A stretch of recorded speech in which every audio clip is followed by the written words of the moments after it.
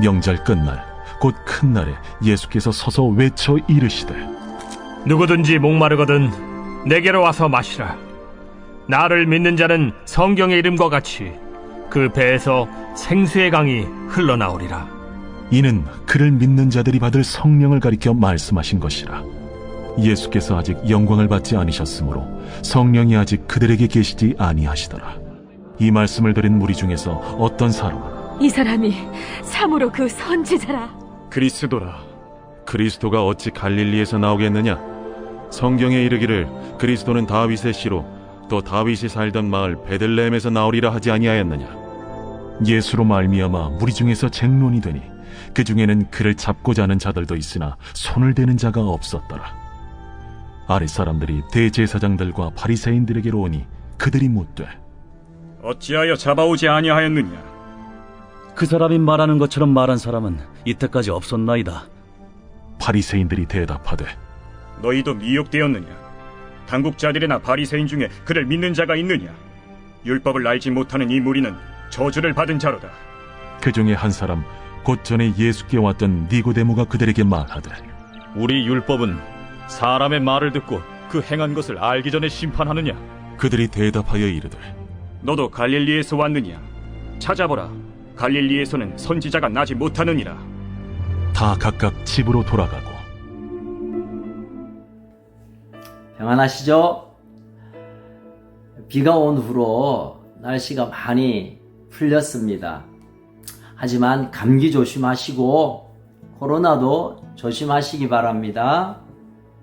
자, 오늘 말씀도 초막절을 배경으로 한 말씀입니다.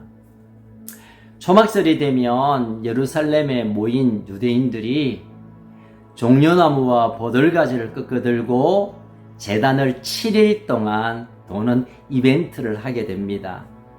이것은 여리고성에서 승리를 주신 하나님의 은혜를 기억하고 기념하는 행위이죠. 두 번째 이벤트가 있는데 그것은 제사장이 5km 떨어져 있는 실로암 목가에 가서 금 주전자로 물을 뜨다가 제단에 와서 뿌리는 그런 특별한 행위를 하게 됩니다. 이것은 광야 40년 동안에 하나님의 끝없는 사랑과 공급하심, 특별히 모세가 반석을 깨트려 그들의 갈증을 해결했던 것을 기억하는 그런 특별한 행사입니다. 이런 행사가 진행되는 가운데 이제 이 초막절의 하이라이트에 이런 순간에 예수님이 외쳐 이르시되 선포하며 말씀을 전하십니다. 자, 37절이죠. 누구든지 목마르거든 내게로 와서 마시라. 나를 믿는 자는 성경의 이름과 같이 그 배에서 생수의 강이 흘러나오리라. 다시 말하면 이 초막절에 제단에 물을 부음으로 하나님의 풍성한 생수가 흘러넘치는 것처럼 그 하나님의 은혜는 바로 나로 인합니다. 다시 말하면 초막절의 주인공은 나다. 하나님 지금도 나를 통하여 너희들의 메마른 심령 위에 메마른 인생 가운데 하나님의 촉촉한 은혜를 영생을 부어주고 있다라고 예수님 스스로 선포한 것이죠. 많은 사람들은 약간 의아해했습니다. 저게 뭐지? 그래서 아마 요한은 이 생수에 관해 설명을 덧붙입니다. 이는 그를 믿는 자들이 받을 성령을 가리켜 말씀한 것이라. 성령께서 이제 오시게 되면 생수의 근원이신 예수님으로 말미암아 우리가 영생할 수 있는 은혜를 받은 것을 다시 기억하게 할 것이고 다시 생각나게 할 것이고 계속 그 생수가 끊임이 없으실 것이다 라고 말씀하는 것이죠. 예, 그렇습니다. 이 땅에 우리가 어떤 소원만 이루면 내가 갖고 싶은 거 갖고 문제만 해결되면 내가 만족함을 누리고 살만할 것 같죠? 그렇지 않습니다. 참 생수의 근원이신 예수님이 내 안에 거하시고 성령이 날마다 생수로 우리에게 임하실 때 비로소 우리의 삶은 촉촉한 그런 은혜와 행복과 소망으로 가득 차게 될 것입니다. 자, 이 선포와 함께 40절부터 44절까지는 이 주님의 선포를 듣고 네 가지의 반응을 하는 사람들을 잠깐 소개하고 있습니다. 40절 보니까 이 말씀을 들은 무리 중에 어떤 사람은 이 사람이 참으로 그 선지자라 하며, 이야, 저분은 진짜 선지자시구나. 어떻게 저런 말씀을 하시지? 선지자로 주님을 바라보고 있는 사람입니다. 또 42절에 보면 어떤 사람은 그리스도라 하며, 야, 저분이 우리가 그토록 기다렸던 메시아시구나. 저분이 구원자시구나. 저분이 우리의 나라의 문제와 걱정과 내 삶의 모든 것들을 해결하실 구원자이시구나 라고 알기 시작합니다. 또 이어서 41절 후반절에 보니까 어떤 이들은 그리스도가 어찌 갈릴리에서 나오겠느냐. 그래, 좋다. 그렇지만 저 사람 갈릴리 출신 아니냐. 그런데 뭐 메시아가 될 수 있겠냐. 에이, 아니지. 그리고 네 번째 종류의 사람은 44절입니다. 그 중에는 그를 잡고자 하는 자들도 있었으니, 어떻게 하든지 예수님을 잡아서 죽이려고 하는 그런 사람들 또한 있게 됩니다. 자, 요즘 우리를 돌아보면 복음 앞에, 예수님 앞에, 신앙 앞에 네 가지의 반응을 하는 사람을 생각해 봅니다. 첫 번째로, 그분은 4대 성인 중에 한 분이지, 참 훌륭하신 분이야 라고 알고 있는 분이 계세요. 두 번째는 그분이 내 인생의 구원자시며 그분이 영원히 하나님의 아들로 우리에게 오셨고 우리의 영원한 생명을 주실 분이다 라고 믿음의 대상으로 보는 분들이 있습니다. 세 번째는 그분 뭐 훌륭하다 하지만 나와는 상관이 없어. 그 사람은 저 중동 사람이고 오래된 사람이지 나와는 무슨 상관이 있느냐. 뭐 내가 예수는 알긴 알지만 그분이 내 삶에 무슨 주인이 된단 말인가. 이렇게 생각하는 사람이 있어요. 그리고 네 번째 44절에 보는 것처럼 분노하고 이유 없이 대적하고 복음에 관해, 교회에 관해, 기독교에 관해 적대시하는 사람들이 있게 됩니다. 여러분, 그분들 가운데, 그 종류 가운데 어떤 분에 해당됩니까? 훌륭한 분 정도로 합니까? 그분이 내 인생의 주인으로 모셔드리는 분입니까? 아니면 나와 상관없는 얘기로 듣습니까? 아니면 괜히 화가 납니까? 우리의 참 삶의 주인 되시며 영생을 주시는 분으로 예수를 믿으시기를 주 예수 이름으로 축원합니다.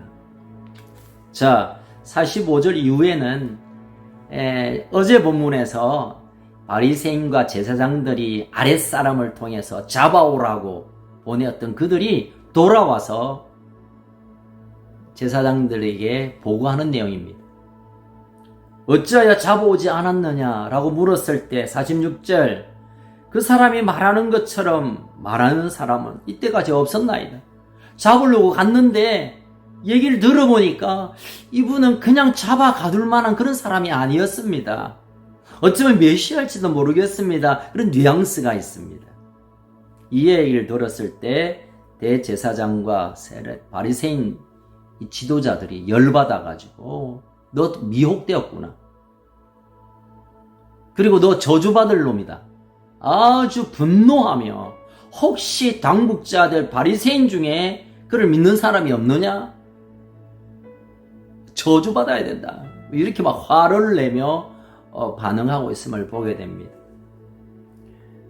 여러분, 이 땅에 살아가는 많은 사람들 가운데 자신의 입장에 서서 그것이 유불리를 따지면서 조금이라도 불리하면 그것이 진리이든 그것이 참 선한 것이든 그것이 생명적인 것 상관없이 적대시하는 이 파렴치한 인간들이 바로 오늘 이 종교 지도자들의 모습으로 보여지고 있습니다. 그러나 그 중에 한 사람 니고데모가 그런 얘기합니다. 율법에 보면 사람 말을 들어보고 행한 것을 알아보고 판단하는 것 아니냐. 우리가 이 일을 유보하자라고 제안을 합니다. 그러니 또 그 사람들 얘기합니다. 야, 갈릴리에서 무슨 선한 게 나오냐? 어떻게 선지자가 갈릴리에서 나올 수 있느냐라고 또 대어듭니다. 여러분, 유대 문서에 보면 어느 지파에서도 선지자는 나올 수 있다고 한 이 생각을 그들은 잠깐 비꼬아 덮어버렸습니다. 선입견이죠. 그저 예수를 잡아 죽이려고 하다 보니까 스스로 자가당착, 자기들의 율법을 어기게 되고 또 율법적인 것을 무시하게 되는 이런 우를 범하고 있음을 보게 됩니다. 자, 오늘 본문은 여기까지입니다. 여러분 기억하십시오. 생수의 근원이신 예수님. 그 예수님으로 우리가 만족할 수 있고 부어주시는 성령님의 생수 같은 은혜가 있어야 우리의 삶에 풍성한 은혜가, 우리의 삶의 가치가, 우리의 삶의 기쁨이, 영광이 경험되어집니다. 여러분, 이렇게 쟁론하는 것, 그분이 맞나 틀리냐, 복음이요, 예수가, 교회가, 기독교가 쟁론은 별 가치 없는 일입니다. 내가 그분을 인격적인 주인으로 모셔드리는 주님으로 영접하고 있느냐, 이것에 내 인생의 초점을 맞추고 주님을 바라보고 세상에서 어떤 소문이 나고 세상에서 어떤 가치로 우리에게 유혹하더라도 예수가 생명이며 예수가 내 삶의 주인 되심을 고백하며 돌파해 가야 할 것입니다.